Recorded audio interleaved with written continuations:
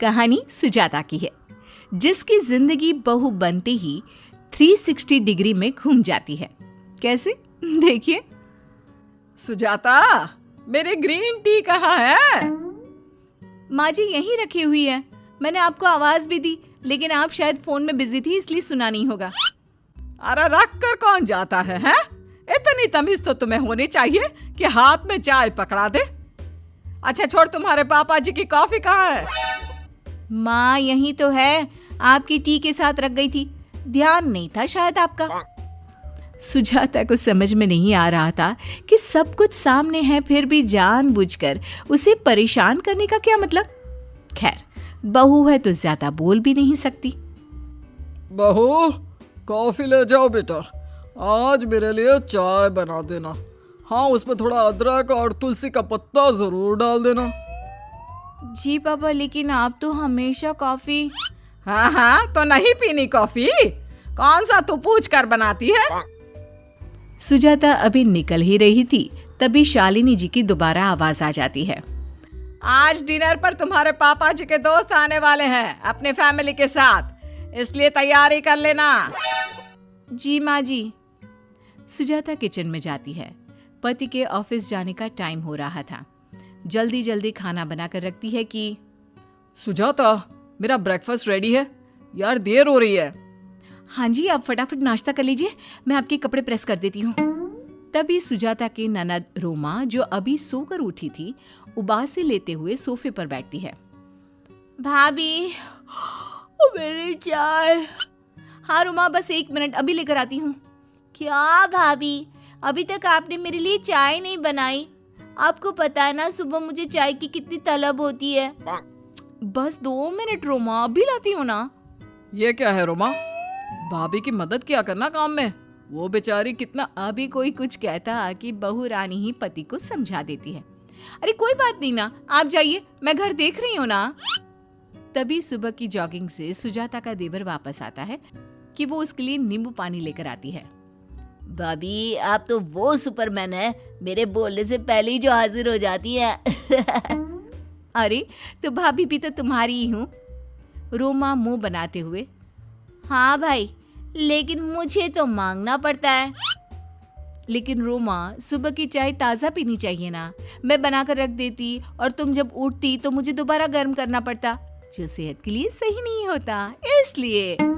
हाँ पता है, ज्यादा ज्ञान नहीं बांटो आप। मेरे लिए ब्रेकफास्ट रेडी रख देना और मुझे आलू के पराठे चाहिए, ना कि इडली सांभर, रोमा पूरे एटीट्यूड के साथ कहती है। भाभी, आप इतना कुछ कैसे सबके लिए कर लेती है? सुजाता मुस्कुरा देती है। इसी तरह सुजाता सारा दिन काम करती है, लेकिन एक रोज उसे चक्कर आता है और वो गिर जाती है। अरे सुजाता, क्या हो गया? कोई जाकर डॉक्टर को ले आओ। सुजाता को इस तरह बेहोश देखकर सबकी हालत खराब हो गई। सुजाता का चेकअप करने के बाद, मिस्टर प्रेम, आपकी वाइफ को बहुत केयर की जरूरत है। वो काफी कमजोर है और कहीं कमजोरी का असर उनके होने वाले बच्चे पर ना पड़े। क्या कहा डॉक्टर? होने वाले बच्चे? Yes Prem, your wife is 2 month pregnant. मुझे आश्चर्य है कि आपको इस बात का पता कैसे नहीं। स्ट्रेंज। वैसे ही काफी ध्यान देने की उन्हें जरूरत है, वो काफी कमजोर है। भाभी, अब से आप कोई काम नहीं करेंगी। वैसे भी आपको खुद के बारे में नहीं तो कम से कम बच्ची के बारे में तो सोचना चाहिए। तभी सास बोल पड़ती है। हाँ तो ठीक है ना, यह काम नहीं करेगी। छोटे की शादी के लिए एक रिश्ता आया है, बिल्कुल सुजाता जैसी लड़की है। अगर भाभी जैसी लड़की है तो मुझे तो शादी नहीं करनी। सुजाता को शौक लगता है। जो देवर उसकी तारीफ किए बिना नहीं रहता था, वो आज कह रहा है कि भाभी जैसी लड़की नहीं चाहिए। अच्छा, क्या बुराई है मेरे अंदर? मैंने तो सबका ख्याल रखा, परिवार की तरह रही, सास को माँ और देवर ननद को भाई बहन की तरह रखा। यही तो गलती रही भाभी आपकी। आपने तो सबका सोचा, लेकिन आपका किसने सोचा? इतनी पढ़ी लिखी है आप, आज अगर इतनी जिम्मेदारी ना लेती तो क्या से क्या बन गई होती आप। हाँ सुजाता, भाई सही कह रहा है। मैंने तो तुम्हारी पढ़ाई लिखाई देखकर ही शादी की थी। हाँ, और मुझे घर चलाने के लिए नौकरानी नहीं, बल्कि कंधे से कंधा मिलाकर चलने वाली हमसफर चाहिए। देवर वहां से चला जाता है, लेकिन सुजाता के पति को भाई की बात दिल पर लग जाती है। वो कमरे में जाता है और थोड़ी ही देर में एक हाथ में बैग की ट्रॉली लिए हुए और दूसरे हाथ में सुजाता की हथेली को थामे अपने कमरे से बाहर आता है। सास घबराई से पूछती है, क्या हुआ बेटा, तुम कहीं जा रहे हो क्या? हाँ माँ, आप लोगों को तो सुजाता की कोई फिक्र नहीं है। आप सबको तो फ्री में नौकरानी मिल गई है, जो फ्री में आप सबका काम करती रहती है। अरे बेटा, ऐसे कैसे बोल रहे हो? घर का काम करने से कोई नौकरानी हो जाता है क्या? तो फिर आप और रोमा कुछ क्यों नहीं करते? घर के अकेले भाभी का ही है। नहीं माँ, अगर सभी मिलजुल कर काम करते तो आज सुजाता की ये हालत कभी नहीं होती। रोमा सुजाता से बस 1 साल ही छोटी होगी, लेकिन वो सुजाता की मदद करना तो दूर, वो सुजाता को ऐसे ऑर्डर देती है जैसे वो कहीं की महारानी हो। कल की उसकी भी शादी होगी, अगर उसके साथ भी सुजाता जैसा हाल होगा तो आप सबको कैसा लगेगा? मैं अपने होने वाले बच्चे और बीवी की सेहत के साथ कोई समझौता नहीं करना चाहता, इसलिए आप सब आराम से रहें। सुजाता और मैं इस घर में नहीं रहेंगे। ये तो कभी खुद बोलेगी नहीं, और इसे दर्द में मैं नहीं देख सकता। शायद तुम सही कह रहे हो बेटा। सुजाता बेटा, हमें माफ कर दो। मैंने सही में तुम्हारे साथ गलत किया। तुमने कभी शिकायत नहीं की और चक्करघन्नी की तरह सबका काम करती रही। क्या अपनी माँ को माफ नहीं करोगी? मैं अपने होने वाले पोते का बेहद ख्याल रखूंगी। आज तुमने मेरे परिवार को बहुत बड़ी खुशी दी है। प्लीज इस घर को छोड़कर ना जाओ बहू रानी। रोमा भी अपनी भाभी से माफी मांगती है।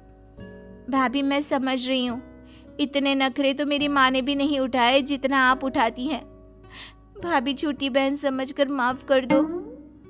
सुजाता की आंख लाल हो जाती है, पहली बार उसके लिए घर वालों के मुंह से प्यार भरे शब्द सुनकर। घर का काम तो बहू का फर्ज होता है, लेकिन देवर जी ने मुझे बताया कि सबके ख्याल के साथ अपना ख्याल रखना भी बहू का धर्म है। मुझे इतना अच्छा परिवार मिला है, ये क्या कम है? और हाँ, अब तो मुझे सेवा की जरूरत है, तो मैं क्यों घर छोड़ू भला? बेटी को हर माँ ये सिखाकर भेजती है ससुराल कि वहाँ किसी की भी बात का इनकार नहीं करना, सबको इज्जत और मान सम्मान देना। क्या बात है सीमा बहू, आजकल तू सूट पहनने लगी है? पूछा किसी से कि इस घर का क्या कल्चर है? माँ जी, वो पिछली बार किचन में काम करते वक्त साड़ी में आग लग गई थी, तो ये 2 सूट लेकर आ गए थे। फिर आपको भी सूट में देखा तो लगा हो सकता है कि घर में बहुएं सूट पहनती होंगी। ये सुनते ही सास का तो मानो पारा हाई हो जाता है। ऐसा कैसे सोच लिया बहू? सोचने से पहले ये नहीं सोचा कि मैं बहू नहीं सास हूँ। 25 साल मैंने इसी रसोई में साड़ी पहनकर काम किया, आग से लेकर न जाने क्या क्या झेला, लेकिन सूट मैंने कभी अपनी सास के सामने नहीं पहना। जाकर बदल करा। बहू, जिसकी माँ ने सास की बात को हमेशा पत्थर की लकीर मानने की शिक्षा दी थी, वो सीधा कमरे में जाती है और बिना नून नुकुर के साड़ी पहनकर आ जाती है। अब ठीक है। बहू को समझ में नहीं आता कि वो क्या करे, क्योंकि उसकी अब कोई जिंदगी बची ही नहीं थी। पति भी माँ की हर बात में हाँ करता। अरे ठीक तो कह रही थी माँ। अरे मैंने तो माँ को अब जाकर सूट में देखा है, और देख लो यार, घर तो माँ का ही है, उन्हीं के हिसाब से चलना होगा ना। बहू घर का सारा काम करती, अपना बच्चा भी खुद संभालती और सारे रीति रिवाज भी निभाती। माँ जी, वो मेरे पास कुछ ज़रूरी सामान खत्म हो रहा है, तो मैं बाजार जा रही हूँ, जल्दी से आ जाऊंगी। देख बहू जा, मैं इस बार रोक नहीं रही हूँ, लेकिन अगली बार ये शब्द ना सुनूं कि मैं जा रही हूँ। हमेशा जाने से पहले पूछो, माँ जी जाऊं, समझी? बहू कुछ नहीं कहती, बाजार चली जाती है। एक रोज बहू की माँ का फोन आता है। बेटा, पापा की तबीयत ठीक नहीं है, तुम 2-4 दिनों के लिए आ जाओ ना, वो तुम्हें देखना चाहते हैं। सीमा पति को सारी बात बताती है। पता नहीं पापा को क्या हो गया है, पहले तो कभी ऐसी बात नहीं हुई। हाँ तो ठीक है ना, माँ से पूछकर चली जाओ। और माँ ने मना कर दिया तो? वैसे क्यों मना करेंगी वो? वो जानती है कि पापा की तबीयत खराब है। मैं ही कुछ ज्यादा सोच रही हूँ। बहू अगले दिन घर का सारा कामकाज करके अपने कपड़े पैक कर लेती है और सूटकेस लेकर निकल ही रही होती है कि सास की वो बात ध्यान में आ जाती है कि जाने से पहले पूछना, माँ जी, मेरे पापा की तबीयत ठीक नहीं है, तो मैं और बेबी मायके जा सकते हैं? पापा मिलना चाहते हैं। क्या क्या हो गया तेरे बाप को? और मिलना चाहते हैं तो ऐसे बोल रही है कि जैसे भगवान के पास जाने की तैयारी हो उनकी। बहू सास की बात पर रोने लगती है। नहीं नहीं माँ जी, शुभ शुभ बोलिए ना। अभी तो छोटी बहन कंवारी है, उसकी भी शादी करवानी है उन्हें। हाँ, और क्या कल को मर गए तो जिम्मेदारी तो हम लोगों के सर चढ़ जाएगी।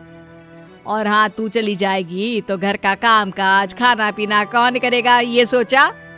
तेरी ननद भी आज शाम को आने वाली है 1 महीने के लिए। पर मैं सिर्फ 2 दिन में आ जाऊंगी। मैंने कहा ना ननद आने वाली है, नहीं सुना क्या? कौन करेगा खाना पीना? बहू कुछ नहीं कहती, चुपचाप वहां से चली जाती है। माँ, हम नानी के घर नहीं जाएंगे। नहीं बेटा, दादी ने मना कर दिया है। 2 दिन बाद बहू के पिता के मौत की खबर आती है। बहू रोते हुए घर आती है।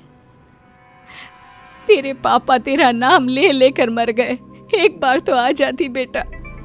माँ, तूने ही तो कहा था सास की हर बात मानना। माँ, मैं कैसे उन्हें कहती?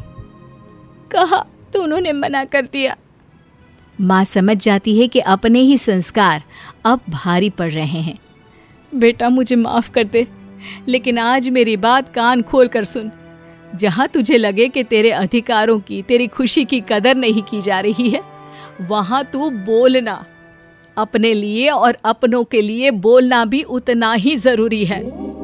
सीमा मायके से ससुराल चली जाती है, लेकिन इस बार एक नई शिक्षा लेकर, जो शायद उसकी माँ को उसे पहले ही दे देनी चाहिए थी। देख बहू, तेरी माँ ये सोचे कि तेरी बहन की शादी में हम लोग खर्चा करेंगे तो भूल जाए। माँ जी, आप लोग क्यों खर्चा करेंगे, वो भी मेरी बहन की शादी में? हैं? तो क्या तेरा फकीर बाप छोड़ गया है पैसा शादी के लिए? अरे तो ले आती ना। अरे ऊपर का पोर्शन खराब हो रहा है, बरसात से पहले बनवा लेते। माँ जी, पापा फकीर नहीं राजा थे, इसलिए उन्होंने अपनी सबसे अनमोल चीज, अपनी बेटी आपको दी। रहा सवाल फकीरों का, तो वो मांगते हैं अपनी जरूरतों को पूरा करने के लिए, जैसे आप मांग रही हैं। और मेरे माता पिता के बारे में अपशब्द यानी गलत शब्दों का प्रयोग बिल्कुल ना करे तो अच्छा होगा। ओहो, कितनी जबान चल रही है इसकी। अरे माँ, बुरा न मान, पिता के जाने का दुख है ना। आखिरी वक्त तूने उसे जाने भी तो नहीं दिया था, तो समझ गुस्सा होना जायज है। दिन बीतते हैं और सीमा फिर से वैसी ही हो जाती है, आज्ञाकारी, हर बात पर हाँ में हाँ कहने वाली। सुन सीमा, वो जो तेरे शादी के वक्त का हार है ना, वो मुझे दे दे। मुझे अपनी बेटी को देना है। जी माँ जी, अभी लाकर देती हूँ। सीमा सास को गहना दे देती है। और सुन, मैंने अपनी बेटी और उसके बच्चे के लिए पैसे जोड़ने हैं, तो इस महीने से मुझे पूरे 20,000 ज्यादा चाहिए तेरे पति की कमाई से। लेकिन माँ जी, पैसे बचते ही कहाँ हैं? घर चलाने वाली औरतें पैसे बचाती है, कहीं से कटौती कर।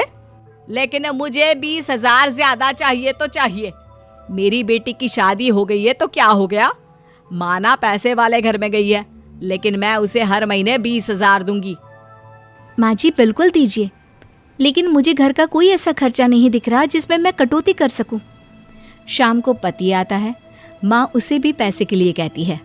माँ, कैसी बात कर रही हो? कहाँ से पैसे दूं? कहाँ कटौती करूं? अरे अपनी बेटी की पढ़ाई पर। क्यों उसे इंग्लिश मीडियम में बड़े स्कूल में डाला है? किसी छोटे मोटे स्कूल में डाल देना। ठीक है माँ, इस साल मैं कोशिश करता हूँ किसी और स्कूल में उसका एडमिशन हो जाए, फिर तुझे 20,000 दूंगा। पास खड़ी बहू ये सुनकर हैरान रह जाती है। वो सास के सामने आती है। क्या है, ऐसा क्यों देख रही है? माँ जी, मैंने आज तक कुछ नहीं कहा, लेकिन आप भी सुन लीजिए। ना मेरी बेटी किसी ऐसे वैसे स्कूल में जाएगी और ना ही हम अपने किसी भी खर्चे में कटौती करेंगे। आपकी बेटी और उसके बच्चे की जिम्मेदारी उसके पति की है। जहाँ भाई भाभी का फर्ज होगा हम खड़े हैं। और हाँ, मुझे हर महीने अपनी बच्ची के लिए सेविंग्स करनी है, तो कोई भी पैसा हम लोग आपको नहीं दे पाएंगे। अरे बढ़िया आई, इस घर में वही होगा जो मैं कहूंगी। बिल्कुल सासू माँ, लेकिन मेरी बेटी का हक आप नहीं मार सकती। और कैसे पिता हैं आप? अपनी बेटी की पढ़ाई के लिए माता पिता क्या क्या नहीं करते, और आप ऐसी बात के लिए भी मान गए। नहीं नहीं, तुम ठीक बोल रही हो माँ। तुम कभी अपने बेटे के बारे में क्यों नहीं सोचती? अब मैं अपने परिवार के लिए खड़ा रहूंगा हमेशा।